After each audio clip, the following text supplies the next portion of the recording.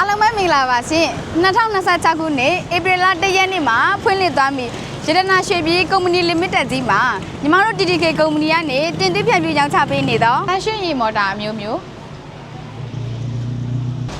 တက်စီထွန်စက်ဒီဇယ်ထွန်စက်ဒီဇယ်ပတ်သားတိုက်ထွန်စက်များရာဒိုမီဆက်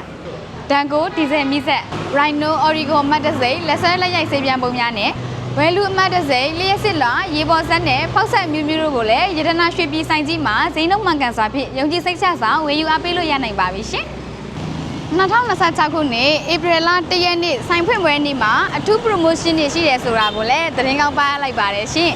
ပြည်ကြီးတကူမြို့နယ်ဘက်ကမိတ်ဆွေများအနေနဲ့လည်းမိမိတို့လိုအပ်တဲ့စက်ပစ္စည်းတွေကိုအဝေးကြီးသွားကြမလို့ပဲအနီးနားမှာတွေဝယ်ယူအားပေးလို့ရနိုင်ပါပြီရှင်2026ခုနှစ်ဧပြီလ1ရက်နေ့မှာစရရတနာရွှေပြည်ကုမ္ပဏီ limited မိသားစုကြီးစီးပွားလက်လာပါများတိုးပွားပြီးအောင်မြင်မှုအစစ်စစ်ပိုင်ဆိုင်နိုင်ပါစေလို့ TTK မိသားစုကနေဆုမွန်ကောင်းတောင်းပေးလိုက်ပါတယ်ရှင်